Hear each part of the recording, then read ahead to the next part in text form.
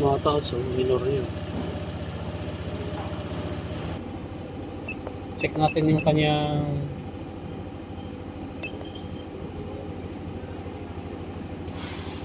ayun mga bossing oh. Yung kanyang minor oh. Check natin ah. So, tumaas na siya. Pataas ang pataas oh. Ayun oh. Umaangat. Ayun, umangat na. Sa mga boss, ito yung kanyang sensor no. So check natin mga boss.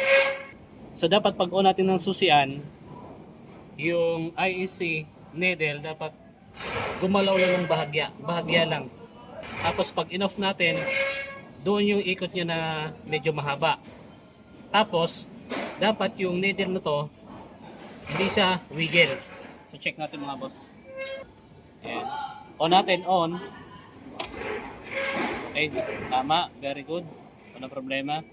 So kapag in-off natin yung motor, dapat medyo mahaba yung ikot niya. Okay? Tapos, monitor natin yung kanyang needle kung nag-wiggle. So hindi naman mga bossing ano. So walang problema rito sa kanyang IEC sensor. So check natin yung kanyang throttle body. Baka dito nagkakaroon ng problema.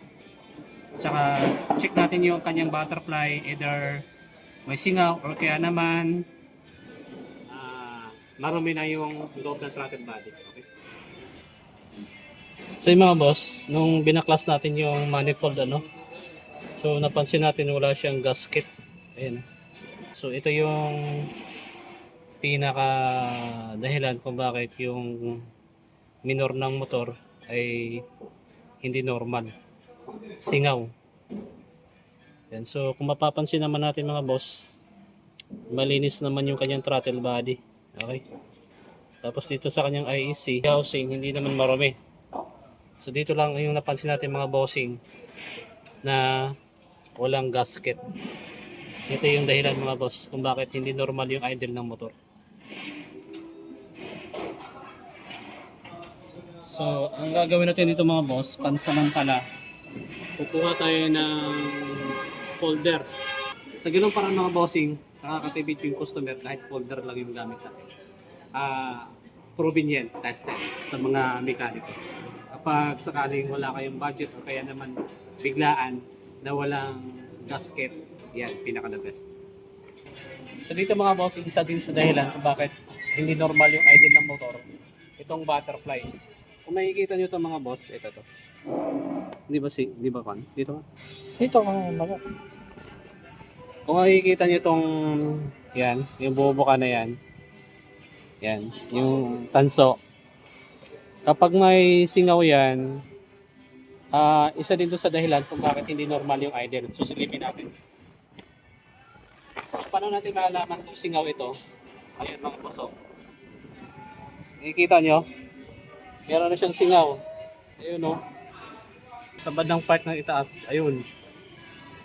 Yan. So, may problema na rin yung throttle body niya. Sorry. Ito yung dahilan mga boss. Hindi ito problema. Ang ginawa pala nito, nag-adjust sila ng minor tinaasa nila. Kaya yung butterfly medyo buka. So mamaya mga boss, adjust natin yan. Hindi pala to sila. Wala pala itong problema yung throttle body na. Wala palang problema itong throttle body. Ang ginawa rito ng unang gumawa, dito sila nag-adjust, tinabol nila yung minor para magkaroon ng minor yung motor. Dito. Ito yung ginawa nila. Kasi nga, wala siyang gasket. Ang problema talaga dito kapag walang gasket, hindi normal yung idle singaw.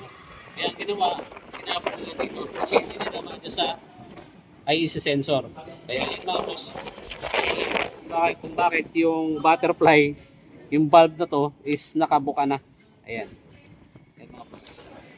Kaya doon nakikita natin sa diagnostic tool, nakita natin na naka 70 plus. Ito yung dahilan. Nag-adjust sila dito sa tornilyo na yan. So ayusin natin yung mga mas.